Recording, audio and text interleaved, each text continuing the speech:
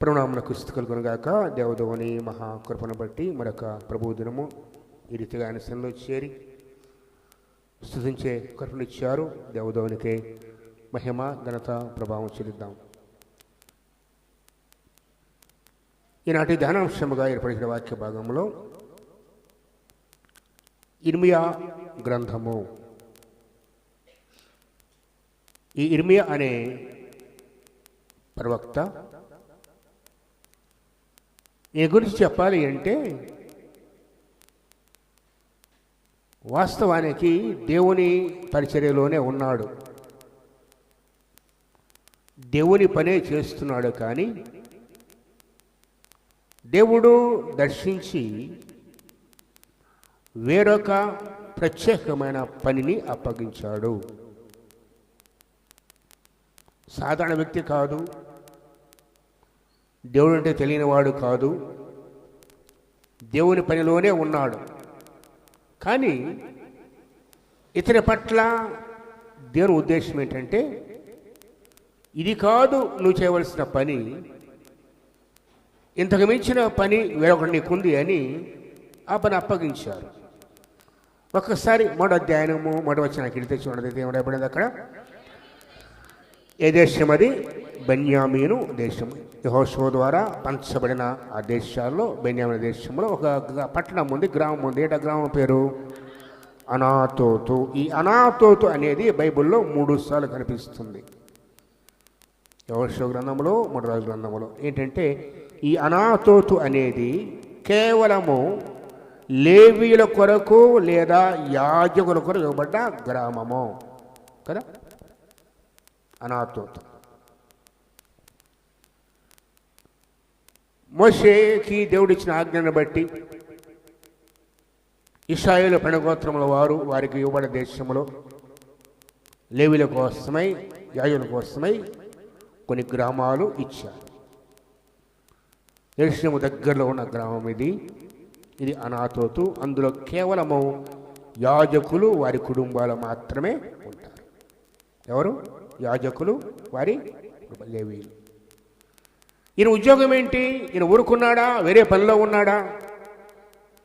అనాతోతులో కాపురమున్న యాజకులలో ఒకడై. ఎవరు? ఇర్మియా యాజకుడు. లేవీయులు వేరు, యాజకులు వేరు. లేవీయుల్లోనే యాజకులను దేవుడు ప్రత్యేకంగా ఏర్పాటు చేస్తున్నాడు. యాజకుల పని ఏంటి చెప్పండి? దేవుని ప్రత్యక్షపు గుడారములో పరిచర్య చేసే పని. బళ్ళు ఇవ్వటం కానీ, లేదు ప్రత్యక్ష గుడారాన్ని శుభ్రం చేయటం కానీ, పాటలు పాడటం కదా, వాయిద్యాలు వాయించటం. ఇక ప్రధాన యాజకుడు అయితే ఇంకా అనేకమైన పనులు. యాజకుల పరంగా ధూపం వేయటం, ప్రధాన యాజకుడికి పరిచర్యలో సహాయం చేయటం, ఇదంతా ఇర్మియా పని. ఇతను ఖాళీగా లేడు.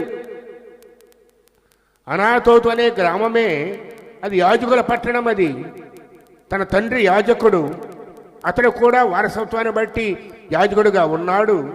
అతను అనుకుంటున్నాడు, దేవుని కృప వల్ల యాజకత్వాన్ని పొందుకున్నాను, నా జీవితం ఇలా గడిచిపోతే చాలు దేవుని మందిరములో.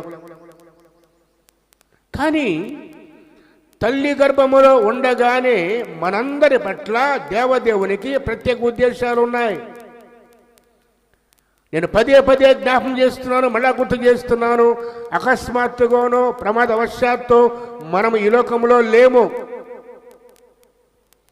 ఒక చోట, ఒక ఊరిలో, ఒక ప్రదేశములో, ఒక కుటుంబములో దేవుడు నిన్ను నన్ను ఉంచాడు అంటే అక్కడ మనము చేయవలసిన కార్యాలు కొన్ని ఉన్నాయి. అనాతోతులో ఇర్మియా కాపురం ఉన్నాడు, యాజకుడుగా ఉన్నాడు. జకరియా వలె తన సమయం వచ్చినప్పుడు వెళ్ళి యెరూషలేములో మందిరములో యాజకత్వం చేసేవాడు, తిరిగింటికి వచ్చేవాడు. వంతుల చొప్పున పరిచర్య చేసే బాధ్యత ఉంది. ఇలా రోజులు గడిచిపోతూ ఉన్నాయి. అకస్మాత్తుగా ఒక దినాన దేవదేవుడు ప్రత్యక్షమయ్యాడు. చూద్దాం 4వ వచనం. యెహోవా వాక్కు ఇది ఇర్మియా తనను తాను చెప్తున్నాడు. యెహోవాకు నాకు ప్రత్యక్షమై ఇలాగూ సెలవిచ్చాను. ఏమంటున్నాడండి? గర్భమున నేను నిన్ను రూపింపక మునిపే నిన్ను ఎరిగి తిని. ఈ మాట అర్థం ఏంటి?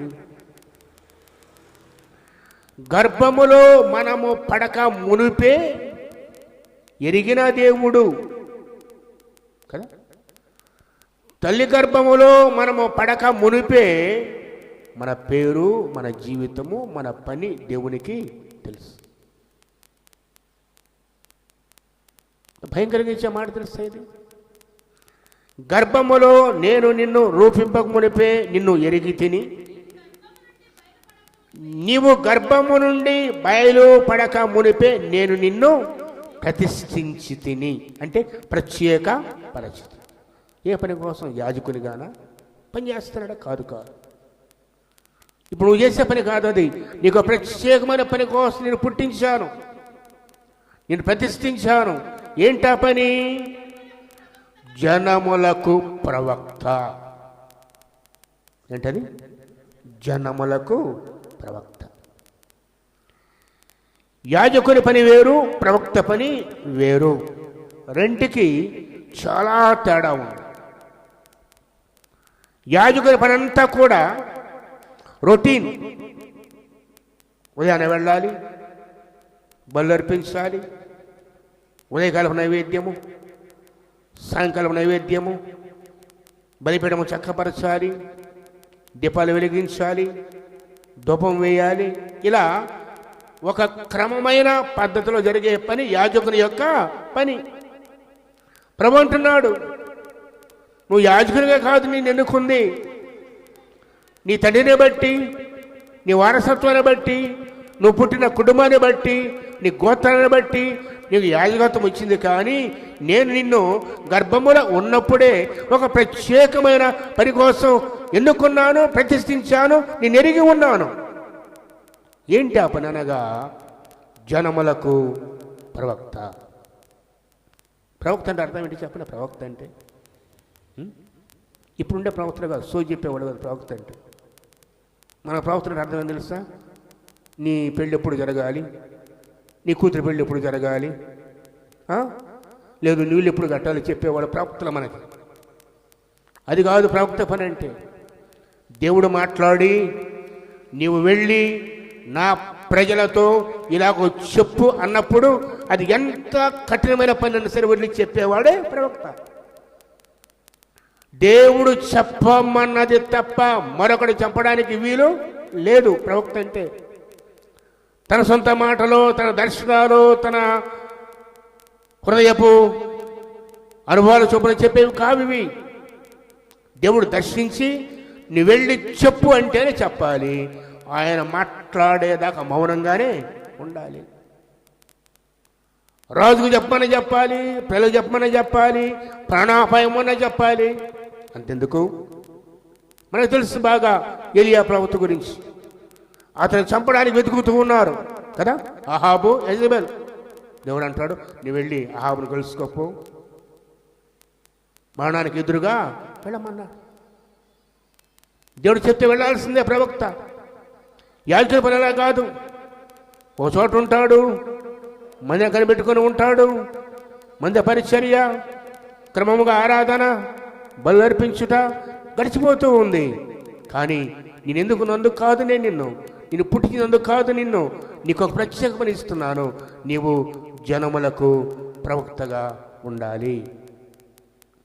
మరి ముఖ్యంగా అది మోషే కాలములోనో, యెహోషువ కాలములోనో, సొలొమోను కాలములోనో, దావీదు కాలంలో అయితే చాలా బాగుండేది. ఎందుకంటే రాజులు కూడా ప్రవక్తలకు భయపడేవారు, అంతే కదా. రాజులను గద్దించడానికి కూడా అధికారం ఉండేది ప్రవక్తలకి. రాజులు గద్దించినప్పుడు మరో మనసు పొందేవాళ్ళు, పశ్చాత్తపడేవాళ్ళు. కానీ ఇర్మియా ఉన్న కాలం ఏంటంటే అప్పటికి 20 మంది రాజులు మారిపోయారు. దాదాపుగా వారు 70 ఏళ్ళు బబులోనుకు చెరగా వెళ్ళబోయే కాలం అది. అంతేకాదు, ప్రజల గురించి బహు కఠినమైన తీర్పులు దేవుడు చెబుతున్నాడు. బహు కఠినమైన తీర్పులు. ఇశ్రాయేలు దేవునికి పూర్తిగా దూరం అయిపోయారు.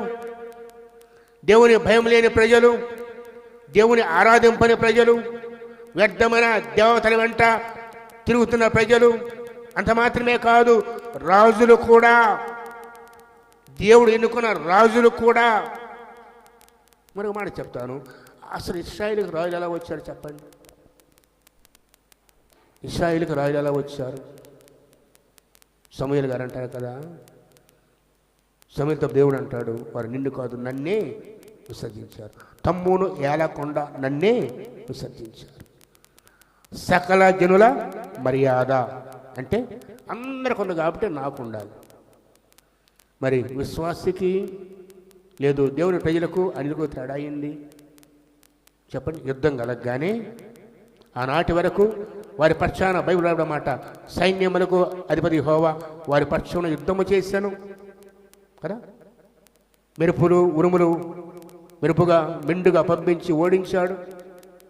ఇలా అనేక రీతులుగా దేవుడు కార్యములు చేస్తూ ఉంటే ప్రజలు అంటారు, సకల జనుల మర్యాద చొప్పున మాకు ఒక రాజు కావాలి.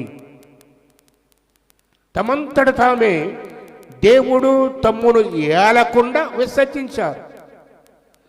అనేక సార్లు మన జీవితాలు కూడా అంతే, మన ప్రార్థనలు కూడా అంతే. మన ప్రార్థనలో దేవుని సన్నిధిని మోకరించినప్పుడు, దేవునితో బతిమాడినప్పుడు, ప్రభువా మీరు నన్ను ఏలండి, ప్రభువా మీరు కాపరిగా ఉండనకుండా, ప్రభువా ఫలానా వారి ద్వారా సహాయం కావాలి. ఎవరి ద్వారా అంట? దేవుడు ఏ రీతిగా సహాయం చేయాలో కూడా మనం దేవునికి నేర్పిస్తాం. అంతేనా? స్వస్థపరచు ప్రభువా కాదు, తండ్రి హాస్పిటల్కి పోతున్నాను, ఆ డాక్టర్లో మీరు చేరండి, ఎవరిలో ఈ మందులను అభిషేకించండి. ప్రభు అంటాడు, యెహోవా బాహు తక్కువైందా? అంతే కదా. మనం ఎలా ప్రార్థన చేయాలి? వస్తారు అలాంటి సమయాన, ప్రభువా బలహీనత ఉన్నాను, మీ చిత్తము చొప్పున నాకు స్వస్థత దయచేయండి, మీ కృపతో నన్ను జ్ఞాపకం చేసుకో. అలా కాకుండా, ప్రభువా పలానా హాస్పిటల్కి పోతున్నాను, పోగానే డాక్టర్ గారు మంచి డాక్టర్ ఉండాలి ప్రభువాడ కదా, ఆ డాక్టర్లో మీరు చేరండి, ఆ డాక్టర్ జ్ఞానం ఇవ్వండి. ఈ వ్యర్థమైన మాటలా లేదా వాక్యానుసారమైన మాటలా? ఆలోచించి ఒకసారి. ముందుగా భారం ఆయన మీద. ఇశ్రాయేలు ప్రజల యుద్ధం వచ్చింది, వాళ్ళు ఏమన్నా, ప్రభువా జయం దయచేయి, మీ చిత్తంలో జయం దయచేయి, మీరు మాతో ఉండంటే అలా ఉండేది. అలా కాకుండా సకల జల మర్యాద చొప్పున మాకు రాజు కావాలి, అతడు మా ముందు పోతూ ఉంటాడు, మమ్మల్ని ఏలతాడు అని ప్రార్థన చేస్తారు. కోపం వచ్చింది దేవునికి, కోపగించాడు, సౌలునిచ్చాడు. ముగ్గురు మాత్రమే సరిగా ఏలారు, సౌలు, దావీదు, సొలొమోను. సొలొమోను దూరమైపోయాడు. ఆఖరికి దేవుడు వృద్ధాప్యంలో తిరిగి సరి చేయబడ్డాడు, వేరే సంగతి. ప్రభు అంటాడు, సొలొమోను కంటే గొప్పవాడిని అంటాడు. సొలొమోనుతో పోల్చుకున్న ప్రభు వారు కాబట్టి మనం అది నిందించడానికి వీలు లేదు. ఇక ఆ తర్వాత వచ్చిన రెహబాము దగ్గర నుంచి సిద్కియా వరకు కూడా, యెహోషువ వరకు కూడాను ఇశ్రాయేలు దేశంలో ముక్కలైంది. ఒక్కరు ఇద్దరు తప్ప, హిజ్కియా, యోషియా ఇలాంటి వాళ్ళు తప్ప అందరూ రాజులు కూడా దేవునికి భయపడలేదు, ప్రవక్తలకు భయపడలేదు. దేవుడు ప్రవక్తలు పంపించినా కూడా కొంతమంది చంపడానికి కూడా సిద్ధపడ్డారు. అలాంటి స్థితిలో దాదాపుగా ఇశ్రాయేలు దేశం మీద, తన ప్రజల మీద, తన కోరుకున్న ప్రజల మీద దేవుని కోపము బహుగా మండుతున్న ఆ దినాల్లో, మరో మాట చెప్పాలంటే ఇశ్రాయేలు జాతికి అవి చివరి రోజులు. మన దినాల్లాగే, మనలాగే ఇవి కూడా అంతేనాలే కదా. చివరి రోజులు ఇవి కూడా మనకి. దేవుని భయం లేదు, నిజమైన భక్తి లేదు, నిజమైన ఆరాధన లేదు, పూర్వ హృదయంతో సేవించే మనస్సు కాదు. ఆఖరి మనం ఏం చేస్తున్నామంటే దేవుని మందిరం రావడం కూడా ఒక డ్యూటీ అయిపోయింది మనకి. ఎన్నయ్యా వాస్తవం చెప్తున్నాను, బలవంతంగా ఒక డ్యూటీ చెయ్యాలి కాబట్టి, పోవాలి కాబట్టి ఆదివారం కనపడాలి కాబట్టి, కనపడకపోతే ఎవరు ఏమైనా అనుకుంటారో కాబట్టి, అంతేనా కదా, చెయ్యాలి కాబట్టి, ఏదో పాట పాడాలి కాబట్టి, ప్రార్థన చేయాలి కాబట్టి, మన స్వరం వినబడాలి కాబట్టి, జాగ్రత్త, మోసపోవద్దు, దేవుడు వెక్కిరింప. ప్రధానమైన ఆజ్ఞ ఏంటంటే, ప్రధానమైన ఆజ్ఞ ధర్మశాస్త్రములో కానీ ప్రవచనలో కానీ నీ దేవుడైన యెహోవాను నీ పూర్ణ నీ పూర్ణ నీ పూర్ణ నీ పూర్ణ ప్రేమించు. ఇది కదా మొట్టమొదటిది. బలవంతంగా కాదు, పూర్ణ మనస్సుతో. మరొక మాట చెప్పంటారా? మీరు అనుకుంటారేమో, నేను విడితే దేవునికి ఏమైనా ఉరిగిద్దేమో అనేది. ఏమా, నేను పోతేనే సంఘంలో, నేను పోతేనే దేవునికి అనుకుంటాం. జాగ్రత్త, వెళ్ళే దేవుని కోసం కాదు, మన కోసం. అర్థమైందా? మన కోసం, మన జీవితాలు బాగుపడటానికి, మనం దేవుని స్థితిని అనుభవించడానికి. సంఘానికి వచ్చేది ఎందుకు? దేవునికి ఏదైనా చేద్దామని కాదు. మనం దురభిప్రాయం అదే. నేను విడితేనే, నేను మాట్లాడితేనే, నేను పాడితేనే, నేను ప్రార్థన చేస్తేనే, నేను వాక్యం చెబితేనే. జాగ్రత్త, మన కోసం కాదు, ఆయన కోసం కాదు. మనం వెళ్ళడం ద్వారా ఆయనకి ఏదో మేలు చేస్తామని కాదు. నువ్వు ప్రేమిస్తే, పరిపూర్ణంగా దేవుని ప్రేమిస్తే, ఆయన పనిలో నమ్మకంగా ఉంటావు. జ్ఞాపకం చేసుకో ఒకసారి. ఈరోజు వాక్యం చదవటం కానీ, ప్రార్థించడం కానీ, ఆయన సన్నిధికి రావడం కానీ, అది హృదయపూర్వకంగా చేసేదా, మొక్కుబడిగా చేసేదా, ఒక డ్యూటీలాగా చేసేదా, లేదా ప్రభువును పూర్ణంగా ప్రేమించి వస్తున్నావా? జ్ఞాపకం చేసుకోవాలి. ఆయన హృదయ రహస్యాలు ఎరిగిన దేవుడు. దాన్ని బట్టి నీకు నాకు ప్రతిఫలం ఇచ్చే దేవుడు. పౌలు గారు అంటారు, అయ్యో నేను స్వార్థను ప్రారంభపోతే నాకు శ్రమ, నేను ఇష్టపడి చేస్తే నాకు బహుమానం. ఎలా చేస్తే అనగా మనస్ఫూర్తిగా, అంతే కదా. యాజకునిగా పనిచేస్తున్నాడు ఇర్మియా గారు. తండ్రి యాజకుడే, వారసత్వం చొప్పున యాజకత్వం వచ్చింది. దాదాపుగా తన 20వ సంవత్సరం నుంచి 40 ఏళ్ళు పరిచర్లో ఉన్నాడు.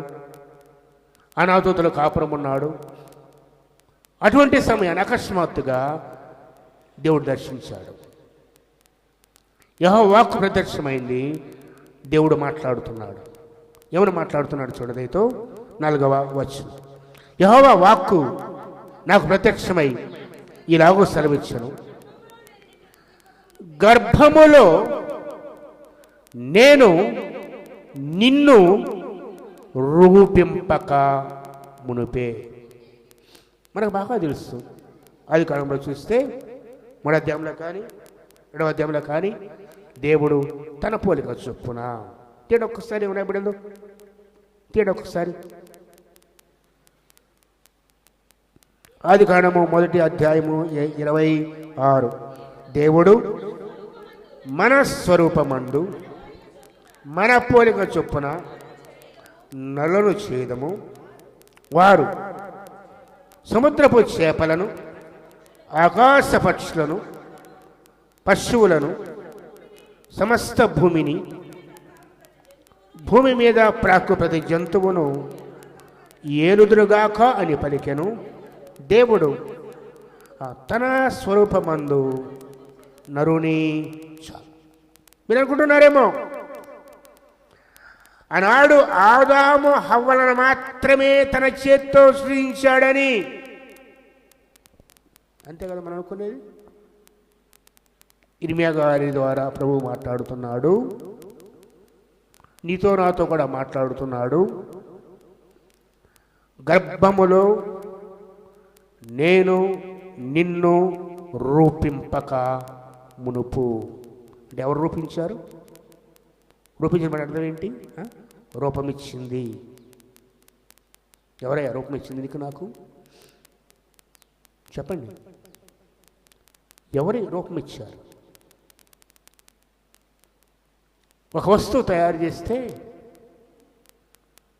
ఒక పెన్ అనుకోండి, ఇదే పెన్ దాదాపుగా ఒకేసారి కొన్ని లక్షలు తయారు చేయబడతాయి. అంతేనా? అంత మౌల్డింగ్ అంతే, ఏ తేడా ఉండదు. ఇదే క్యాపు, ఇదే పెన్ను, ఇదే కలరు, ఆ తర్వాత ఇంకో కలర్ మారుస్తాడు. అది మానవుల పని. దేవుడు అలా కాదు. ప్రతి వ్యక్తి, ఈనాటి వరకు భూమి మీద పుట్టిన ప్రతి వ్యక్తి యొక్క జీవితం అంతా ఒక ప్రత్యేకతే. ఒకరికి పోలికలు ఉండవు. ఉంటాయా? ఆఖరికి మన వేలుముద్ర కానీ, మన కంటి పాప కానీ ఒకరికొకరు కలవనే కలవ. ఎవరు చేస్తారండి? గర్భములో నేను నిన్ను రూపింపక మునిపే. రూపించేది ఎవరు? అది మర్చిపోతున్నా. మనల్ని నిర్మించింది ఆయన, మనల్ని సృష్టించింది ఆయన. మన ఈ లోకంలో ఉండటానికి కారణం ఆయన.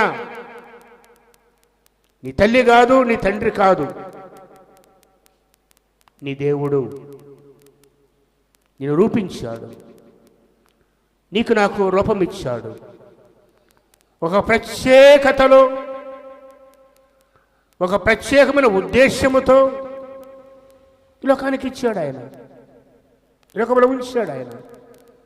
మరి ఈరోజు ఎందుకు దేవుడు ఈ లోకంలో నిన్ను నన్ను ఉంచాడో, ఎందుకు తయారు చేశాడో మర్చిపోయి నిరుపయోగముగా, ఎవ్వరికి పనికి రాకుండా, చివరికి మన సృష్టికర్త కూడా పనికి రాకుండా బ్రతుకుతున్నావేమో. జాగ్రత్త కదా.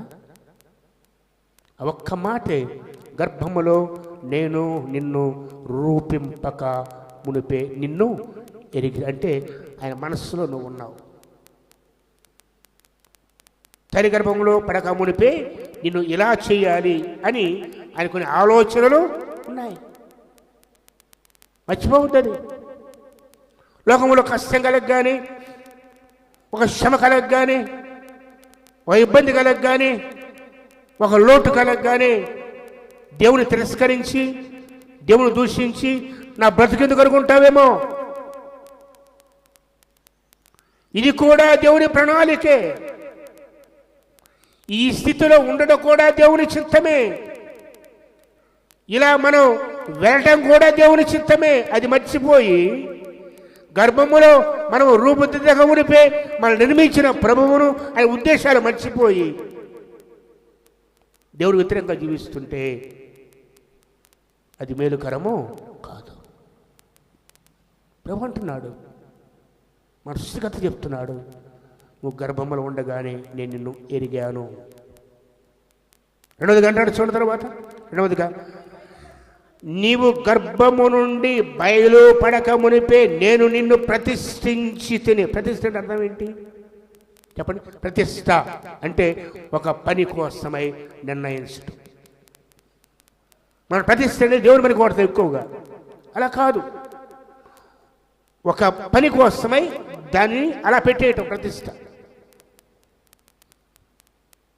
ఈరోజు జ్ఞాపకం చేస్తున్నాను, నీ పని ఏంటో నీకు తెలుసా? ఎందుకు దేవుడు నిన్ను పుట్టించాడో, ఎందుకు ఈ లోకంలో ఉంచాడో, ఎందుకు నీకు ఇన్ని బాధ్యతలు ఇచ్చాడో, ఎందుకు నిన్ను ఇంతగా దీవించాడో, నువ్వేం చేయాలని ఆయన ఉద్దేశమో ఈరోజు తెలుసుకుంటే అది నీకు మేలుకరమో. ఈరోజు నా ప్రార్థన, దయగల తండ్రి నీతో నాతో మాట్లాడాలి, మనందరితో మాట్లాడప్పుడు ఇది మన పని ఏంటో మనకు తెలియజేస్తుంది, మనకి మేలు. కొన్నిసార్లు తెలిపినా కూడా నిర్లక్ష్యం, దేవుడి స్వరం వెన్నొల్లని జీవితాలు. ఇది మేము అదే చేశారండి. ఇరవై దగ్గర ప్రభు అంటున్నాడు, నువ్వు గర్భంలో రూపుదగ్గమని నేను ఎరిగాను, నువ్వు తల్లి గర్భం నుంచి రాకముందు నేను ప్రతిష్ఠించాను. నీ పని ఏంటంటే యాజకుని పని కాదు ఇది, నీది జనములకు ప్రవక్తగా నేను నిన్ను నియమించి. 3 మాటలు ఉన్నాయి: ఎరిగాను, ప్రతిష్ఠించాను, నియమించాను. ఎవరు చేసే పని ఇది చెప్పండి? ఎవరు చేసే పని? దేవుడు మాత్రమే చేసే ఎరిగిన జీవితము, ప్రతిష్ఠించిన జీవితము, నియమించిన జీవితం. నియామకం అనగా ఒక పని అప్పగించడం. ఏమి అనుకున్నాడు? నా బ్రతుకు కాలమంతా దేవుని మందిరంలో ఇలా యాజకుడు కలిసిపోతే చాలయ్యా, నేను మందిరంలో సేవ చేసిన బతికేస్తాను అనుకున్నాడు. కానీ దేవుడు అంటున్నాడు, ఇది కాదు నీ పని. నువ్వు నాకు జనములకు ప్రవక్తగా ఉండాలి అని అంటే వెంటనే మనందరము చెప్పే వాటిని ఏమంటారు? సాకులు. అంతేగా? సొలొమోను కూడా మాట్లాడు ఆఖరి, తెలుసా? సొలొమోను కూడా సాకులు చెప్పాడు. మోషే చెప్పాడు. మోషే ఏమంటాడు? నేను నోటిమాంద్యమయ్యా, నాకు మాట్లాడలేను. బైబిల్ ఏమైనా ఎవరు తెలుస్తా? బైబిల్ ఎవరు తెలుస్తా? అపొస్తలుల 7వ అధ్యాయంలో ఏం రాయబడిందో మోషే గురించి, అపొస్తలుల గ్రంథం 7వ అధ్యాయంలో ఏం రాయబడింది అంటే మోషే గురించి స్టెఫెను గారు ప్రసంగం చేస్తూ అంటాడు, మోషే ఐగుప్తీయుల సకల విద్యలు అభ్యసించి, దీంట్లో మాటలు ఏంటంట? ఇక్కడేమంటున్నాడు? నాకు మాటలు రావాయి అంటున్నాడు. నేను అనుకుంటాను ఈ 40 ఏళ్లలో మాట్లాడటం మానేశారు. మొట్ట 40 ఏళ్ళలో బహుమాటకారి. ఏమేమున్నాయి చెప్పండి?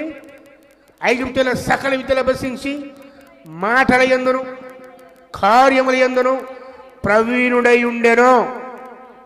చాలు. ఇక ఒక్కసారిగా జీవితం మారిపోయిందిగా. రాజుగా రాజకుమారుగా ఉన్నవాడు గొర్రెల మీద కూడా తిరిగాడుగా. ఇక అరణ్యంలో ఉన్నాయి గొర్రెల మీద అతను కూడా తిరిగేది. ఒక మాట చెప్పాలంటే తన తలావంతుని మరుగున పడిపోయాయి. 40 ఏళ్ల ఒంటరితనంలో మాట్లాడే స్థితి మర్చిపోయాడు. అందుకంటాడు, అయ్యా మాట్లాడడం నా వల్ల. ఒకప్పుడేమో ఈ 40 ఏళ్ళ నా బ్రతుకే మారిపోయింది, నేను చేయలేను. దేవుడు అంటాడు, మానవుడికి నోరిచ్చింది ఎవరు కదా? మానవుడికి నోరిచ్చింది ఎవరు? నేనే కదా. గుడ్డివాడినే కానీ మగవాడినే కానీ పుట్టించింది నేనే కదా. నేను నీకు తోడుగా ఉంటాను. మర్చిపోవద్దు. ఒక బాధ్యత దేవుడు మనకిచ్చినప్పుడు, ఒక పని కోసమై నేను ప్రతిష్ఠించినప్పుడు, ఒక పని కోసమై దేవుని ఎన్నుకున్నప్పుడు మిగతావన్నీ ఆయనే చూసుకుంటాడు. అవునా కదా? అది మర్చిపోతాం మనం. మన శక్తిని, మన జ్ఞానాన్ని, మన తీరు అంచనా పెట్టుకొని నా వల్ల కాదంటావు. కానీ దేవుడు అలా కాదు. ఇరవై దగ్గర కన్నడది అయితే ఏమంటాడు? ఇరిమి అంటున్నాడు, ప్రభువు చెప్పి నువ్వు గర్భంలో ఉండగా ఎన్నుకున్నానంటే అంటాడు, అందుకు అయ్యో ప్రభువా యెహోవా చిత్తగించుము, నేను బాలుడనే. బాలుడంటే అర్థం ఏంటి? వాస్తవం ఏం చేసే పని ఏంటి? యాజకుడు. ఒక వయసు వచ్చిందాక యాజకత్వం లేదు కదా. బాలుడు అనే మన అర్థం ఏంటంటే నాకంత జ్ఞానము లేదు, నాకంత వయస్సు లేదు, నాకని తలాంతులు లేవు, నేను అందరికన్నా చిన్నవాడిని, యోగ్యత లేనివాడిని అని అంటుంటే నేను బాలుడనే. మాట్లాడడం నాకు శక్తి చాలదు. దేనికి శక్తి చాలదు? ప్రవక్త పని ఏంటి? ఎవరు చెప్తే మాట్లాడాలి? యాజకుడి పని ఏంటి? మాటలతో పని లేదు. యాజకుని మాటలతో పని లేదు. వెళ్ళటం, శుభ్రం చేసుకోవటం, కడుక్కోవటం, దీపం వెలిగించటం కదా, బలు పెంచడం, సాంబ్రాణి వేయటం, ఇంతే. మాటలతో పని లేదు. మరొక మాట చెప్పాలంటే ఇప్పుడు దేవుడు ఇర్మియాకు ప్రత్యేకమైన పని ఇస్తున్నాడు. డిఫరెంట్, పూర్తిగా వ్యతిరేకమైన పని. ఇంతవరకు అతను ఎప్పుడు ఆ పని చేయలేదు. తను, తన అనాథోతు గ్రామము, తన ఇల్లు, తన కుటుంబము, మందిరము, పరిచర్య, ఒకరితో మాట్లాడే పని లేదు. కానీ ఈరోజు ఇతనికి ఇచ్చిన బాధ్యత ఏమిటంటే, జనములకు ప్రవక్తగా నియమిస్తున్నాను, నువ్వు మాట్లాడాలి, వెళ్ళాలి, చెప్పాలి, బోధించాలి, గద్దించాలి, వారిని సరిచేయాలి. వెంటనే అంటున్నాడు, అయ్యా ప్రభువా చిత్తగించు, నేను బాలుడను, మాట్లాడకు నాకు శక్తి చాలదు. ఏం చాలదు? శక్తి చాలదు.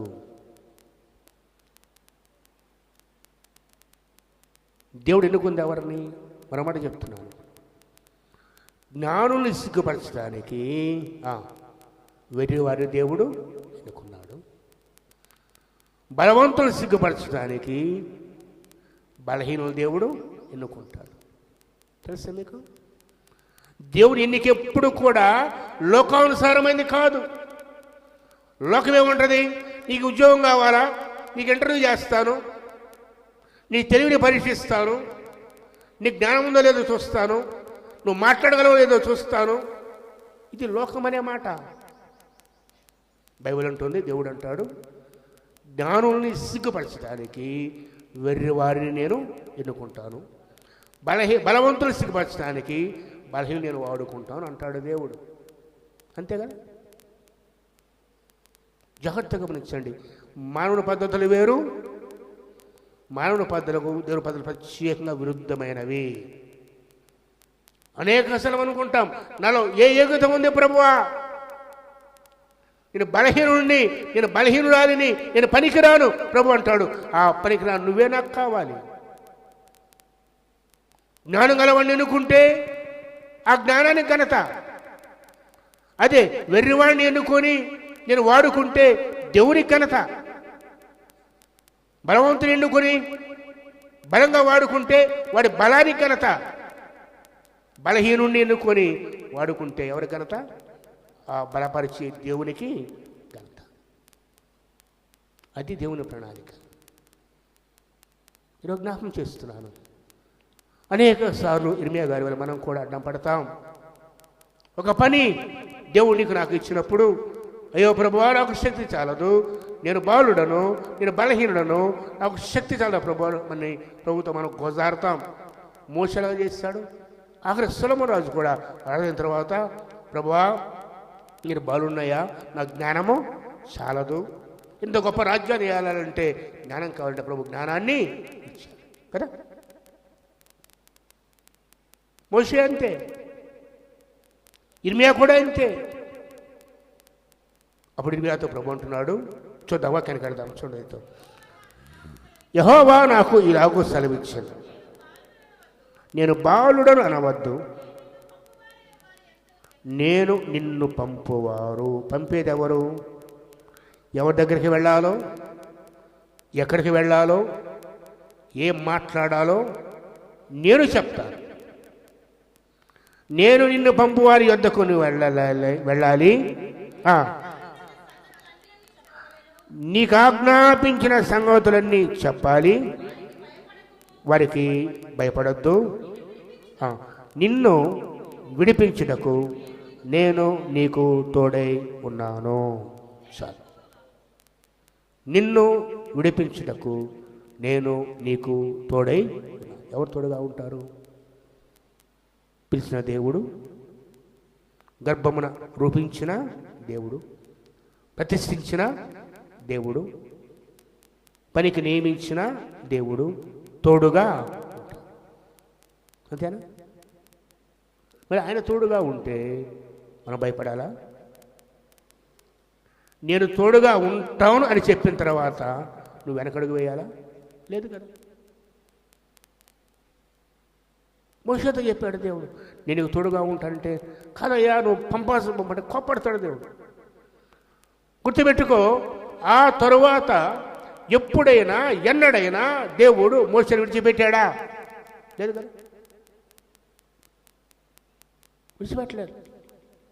తోడుగా ఉంటూనే వచ్చి పోరాటాల్లో, వ్యతిరేకతల్లో, అందరూ దూరమైనప్పుడు, అందరూ చంపాలని చూసినప్పుడు, తిరుగుబాటు చేసినప్పుడు కూడా అరణ్య ప్రయాణంలో ప్రతి స్థితి ఆఖరికి గొప్ప ఆశీర్వాదం ఏంటంటే దేవుడే తన దూతను పంపి సమాధి కదా.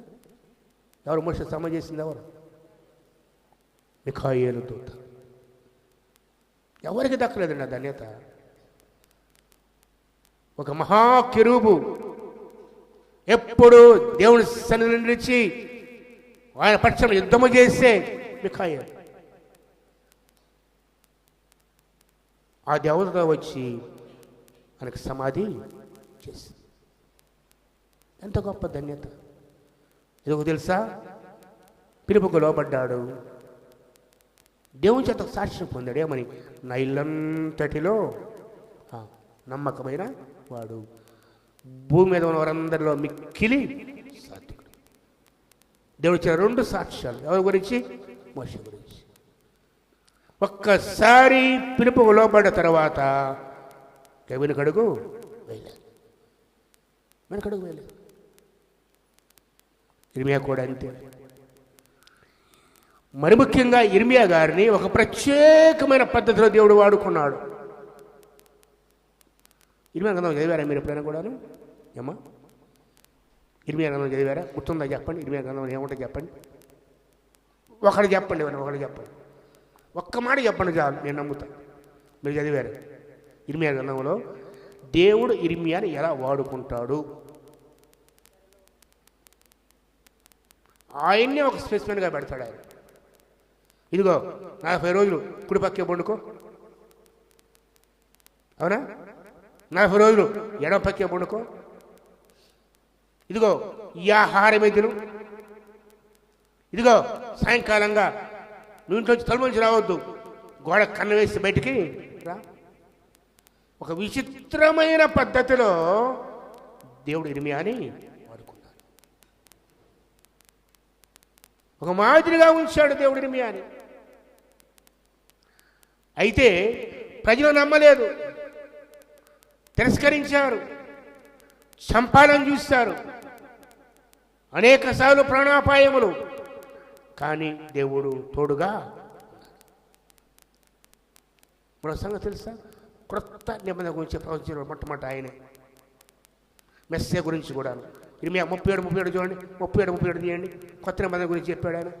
ఇర్మియా 37:31 ఎంత శ్రేష్టమైన మాట అంటే తీయండి. ఇదిగో నేను ఇశ్రాయేలు వారితోను యోధా వారితోను ఈ దినాలవి క్రొత్త నిబంధన చేయు దినములు వచ్చుచున్నవి. ఇదే యెహోవా వాక్కు. అది ఐగుప్తు నుండి వారి రప్పించుటకై నేను వారిని చెయ్యి పట్టుకున్న. చూడండి ఏమన్నాడు దేవుడు అంటున్నాడు. ఐగుప్తు రోజున చెప్పేటప్పుడు ఎవరు చేపట్టుకున్నాడు? దేవుడు వారి చెయ్యి పట్టుకున్న దినమున వారి పితలతో చేసిన నిబంధన కాదది. నేను వారి పెనిమిటి అనగా భర్తలైనా కూడా వారు ఆ నిబంధన భంగం చేసుకొని వ్యర్థమాన్ని ఆరాధించి వ్యభిచరించారు. ఇదే యెహోవాకు.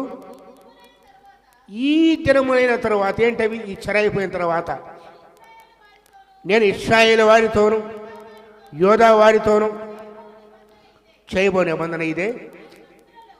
ఎక్కడంట?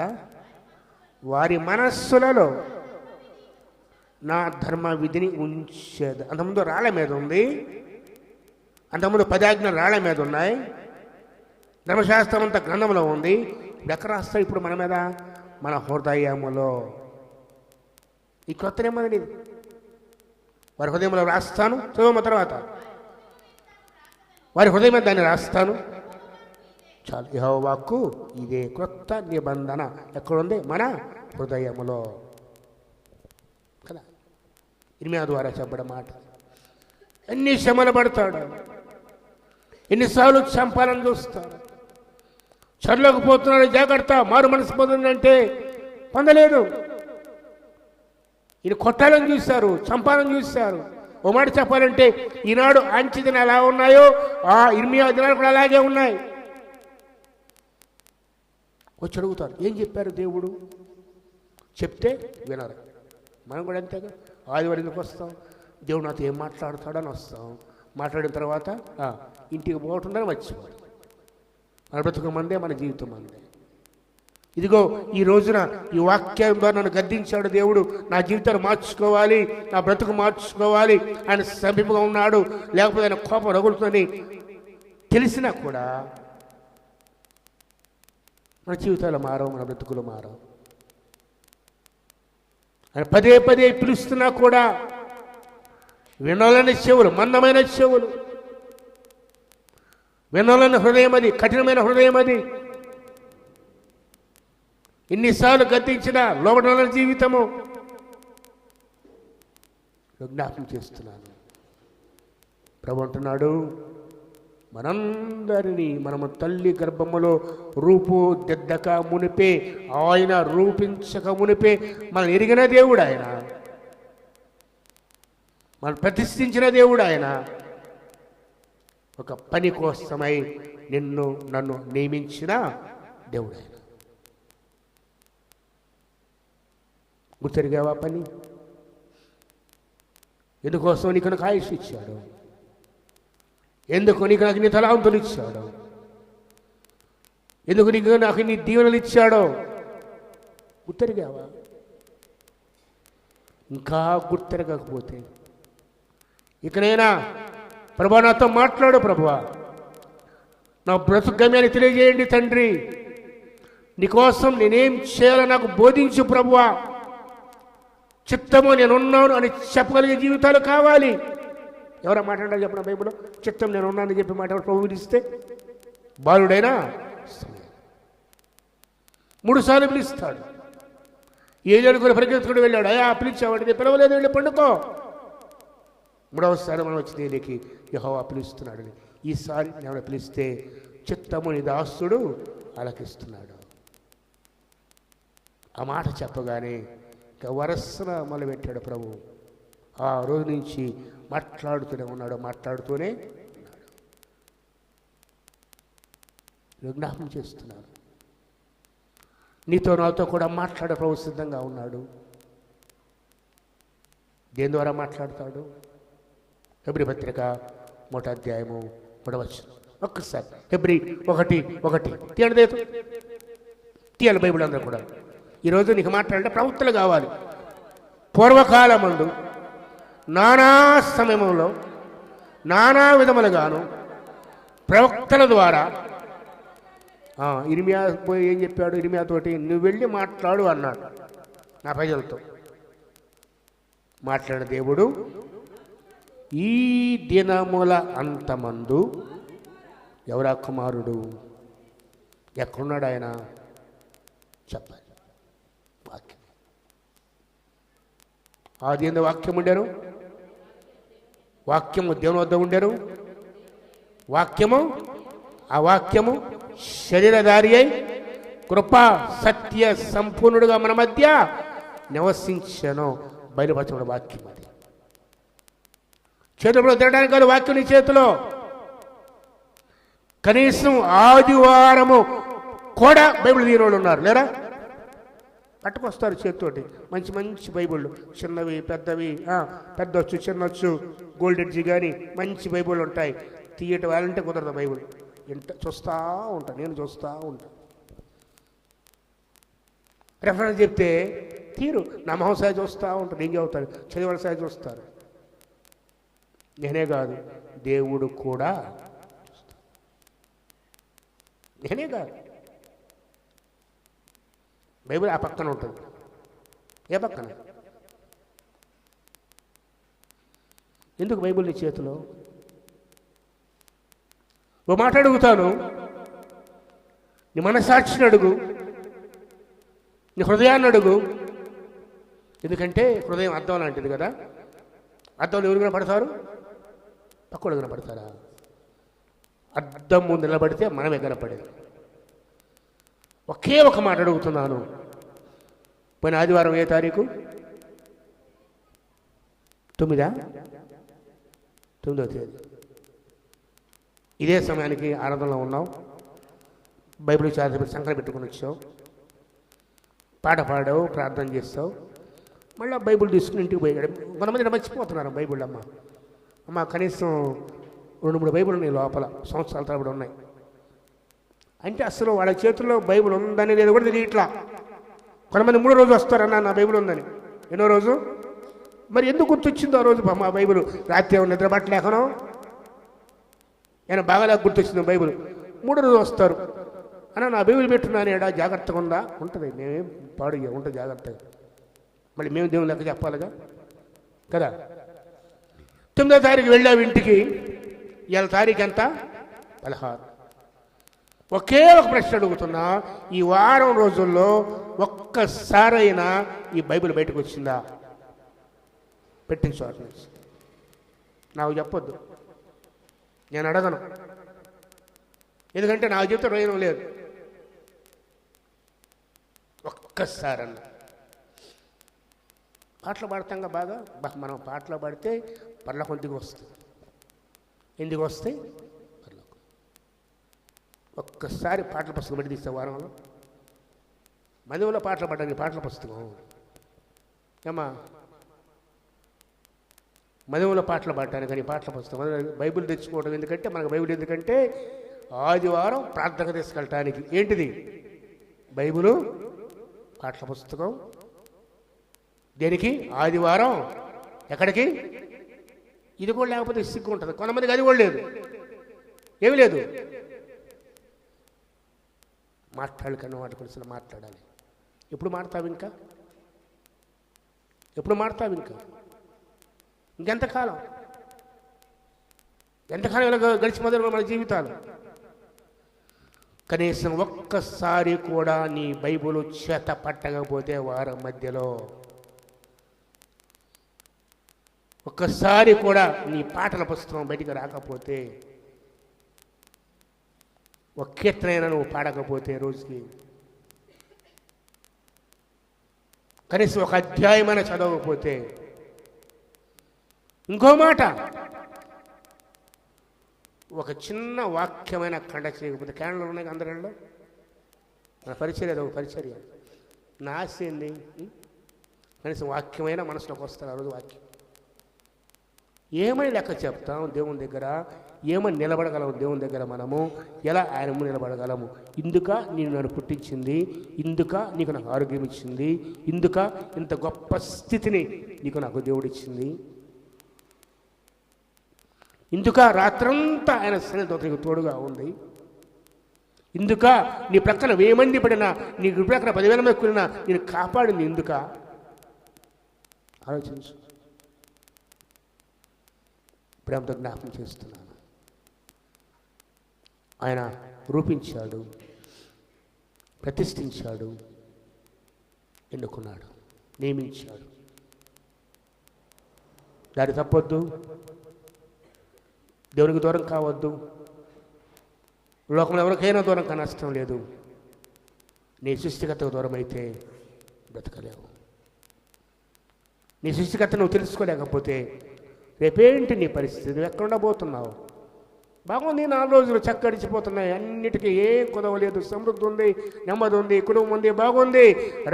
రేపెక్కడా?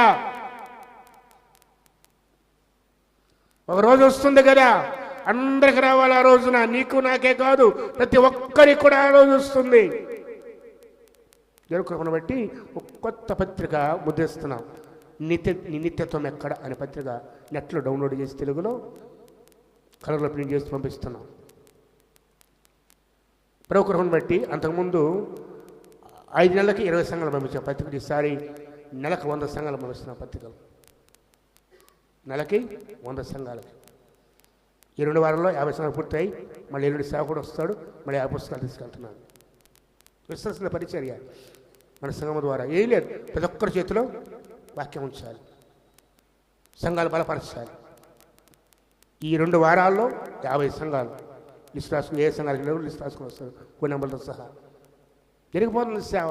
దేవుని కృపను బట్టి ప్రభు ఇచ్చిన భారం, మనకి మన సంఘం ఇచ్చిన భారం జరిగిపోతూనే ఉంది. ప్రభు ఆపట్లేదు. మీ అందరి ప్రార్థన ప్రభు చూపుతున్నాడు, నడిపిస్తూనే ఉన్నాడు. కానీ మనం దూరం అయిపోతున్నాం. నా బాధ ఏం తెలుసా? బయటికి వాక్యం పోతుంది కానీ మనలో లేదు. మన సంఘం నుంచి రాష్ట్రాలకు వాక్యం వెళ్తుంది, మనలో లేదు వాక్యం.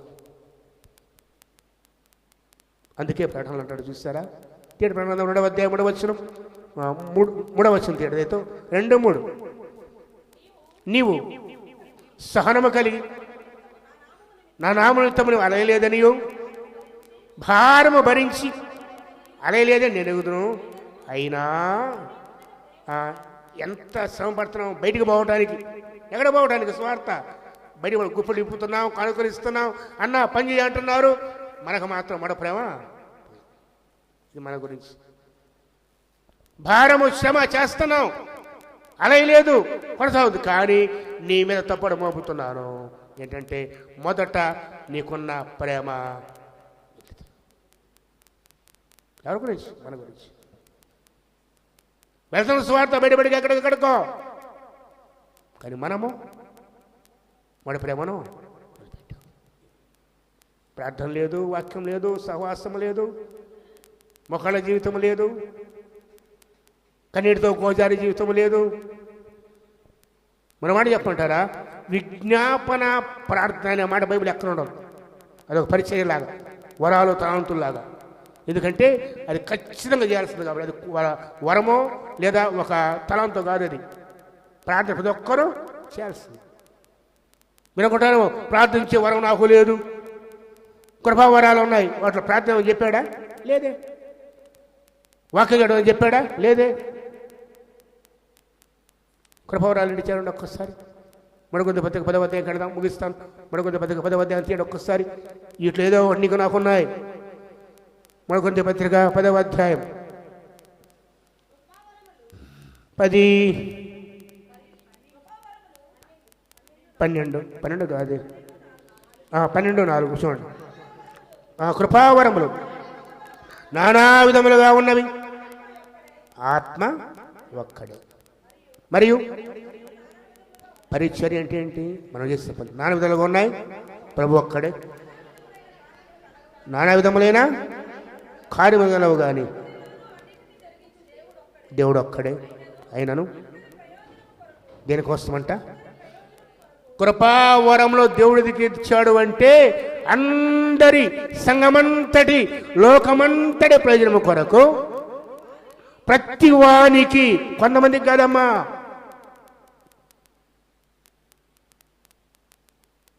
ఏదో సంఘంలో 10 మందికి కాదు.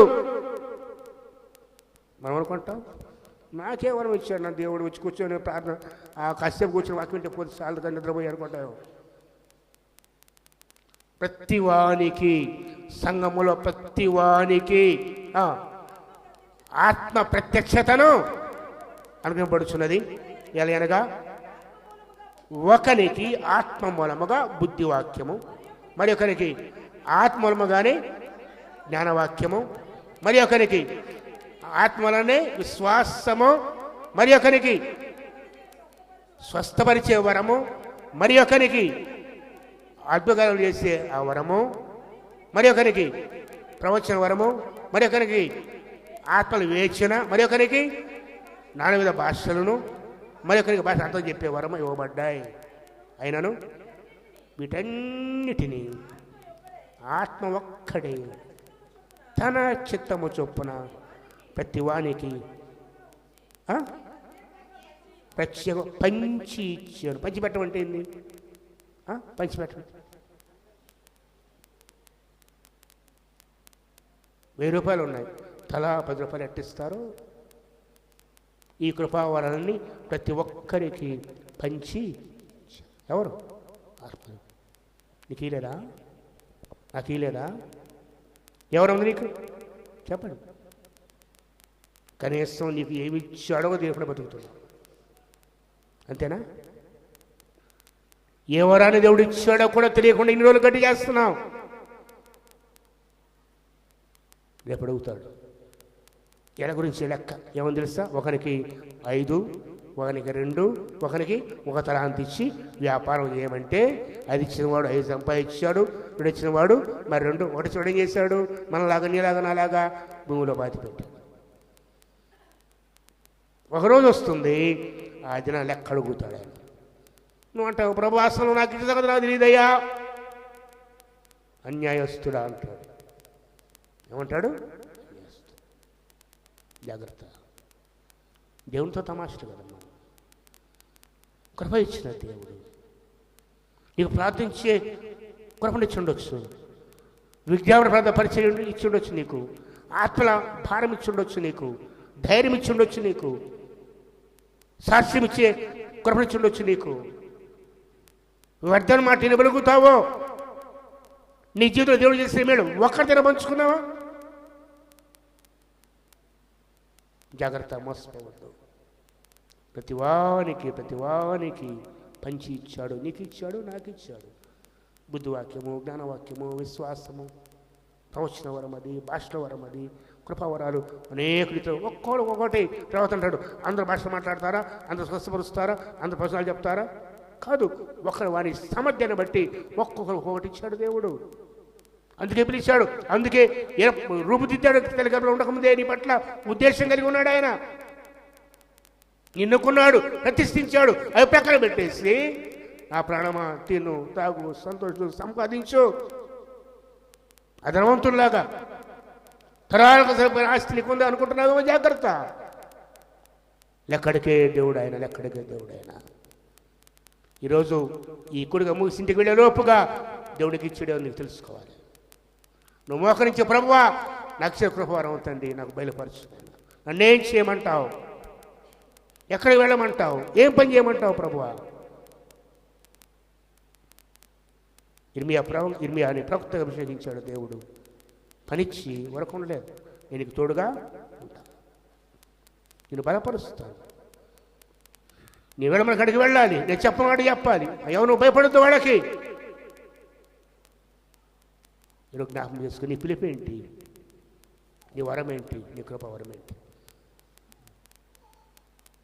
ఒక్కసారి ఆలోచించుకొని దేవుని కోసం బ్రతికితే అది మనకి మేలు. తర్వాత అదే అధ్యాయంలో పరిచయాలు ఉన్నాయి. చూడండి 27వ వచనం. అటువలే మీరు క్రీస్తు యొక్క శరీరం. మనమందరం ఎవరమంట? మనకు శిరస్సు ఎవరు? ప్రభు. మనందరం కూడా క్రీస్తు యొక్క శరీరం అయి ఉండి వేరువేరుగా అవయవాలై ఉన్నాం. మన శరీరం ఉంది. ఇది తల, ఇవి కళ్ళు, ఇవి చెవులు, ఇవి చేతులు, ఇది నోరు, ఇది నాలుక, ఇది ముక్కు. ఏ అవును ఆ పని చేస్తూనే ఉంటేనే సక్రమంగా బతుకుతున్నాం. ఏ ఒక్కడి స్ట్రైక్ చేసినా ఏమంటాం మనం? చెప్పండి. కన్ను స్ట్రైక్ చేస్తే గుడ్డడం అయిపోతాం, చెవు స్ట్రైక్ చేసినట్టే చెవిటోళం అయిపోతాం, నోరు స్ట్రైక్ చేస్తే మొగడం అయిపోతాం, కాళ్ళు స్ట్రైక్ చేస్తే కుంటడం అయిపోతాం, చెయ్యి స్ట్రైక్ చేస్తే అవుటోళం అయిపోతాం. ఏ ఒక్కటి తన పని మానినా శరీరం కుంటుపడింది. సంఘములో కూడా మనందరం ఎవరి పని వాళ్ళు చేయాలి. ఎవరు మనం సంఘములో? అవయవాలు. చదవండి రాయబడిన తర్వాత. మరియు దేవుడు సంఘములో మొదట కొందరిని అపోస్తులుగాను, పిమ్మట కొందరిని ప్రవక్తలుగాను, పిమ్మట కొందరిని బోధకులుగాను, అటు పిమ్మట కొందరిని అద్భుతాలు చేసేవారిగా, తరువాత కొందరిని స్వస్థపరిచే కృపావరం గలవారుగా, కొందరిని ఉపకారములు చేసేవారిగా, కొందరిని ప్రభుత్వాలు చేసేవారిగా, కొందరిని నానా భాషలు మాట్లాడేవారుగా నియమించారు. అందరూ అపోస్తుల, అందరూ ప్రవక్తల, అందరూ బోధకుల, అందరూ అద్భుతాలు చేసేవారా, అందరూ స్వతంత్రం కలిగిన వారా, అందరూ భాషతో మాట్లాడుతున్నారా, అందరూ ఆ భాషతో చెప్తున్నారా? అపేక్షించుడి. ఇది కాక మీకు శ్రేష్టమైన సంగతి చెప్తున్నారు. చాలు. చేయకూడని కాళ్ళు చేస్తారంటే అట్లా చేయలేదు. మనందరము కూడా ఒక శరీరములో అవయవమై ఉండగా ఎవరికి దేవుడు ఏ పని అప్పగించాడో ఆ పని నమ్మకంగా చేస్తుంటేనే. అందుకే నిన్ను పుట్టించాడు, అందుకే నిన్ను రూపించాడు. తరిగంలో పడకమునిపే మన ఉద్దేశానికి ఉన్నాయి. ప్రతిష్ఠించాడు, నియమించాడు. ఇది ఈరోజు మన జీవితం. ఏ ఒక్కరు వెనక్కి తిరిగినా, ఏ ఒక్కరు పని మానినా పరిచయం ముందుకి పోదు. అంతే కదా.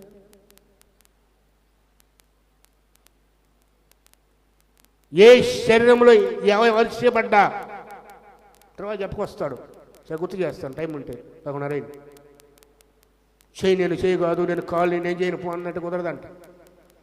ఎవరి పని వాళ్ళు చేస్తారు. అది దేవుడిచ్చిన పని. ఘనమైనమైనా ఘనహీనమైనా సరే. కాలు అనుకుంటుందంట, నేను మట్టిలో తిరగాల, నేను చేతిలాగా చక్కగా తినే పని నాకు ఉండాలా అని కాలు తిరగలవు. నువ్వు అడ్డం తిరిగితే చేయలేము. తగుదలేకపోతే జీవితం. ఈరోజు జరుగుతుంది అదే. దేవుడు మనకిచ్చిన పని గుర్తెరిగి, ఆయన పిలుపును గుర్తెరిగి, ఆయన పరీక్షను గుర్తెరిగి నమ్మకంగా కొనసాగితే సంఘము క్షేమాభివృద్ధి పొందుతుంది. ఈరోజు ఒకే ఒక మాట చెప్పి ముగిస్తున్నాను.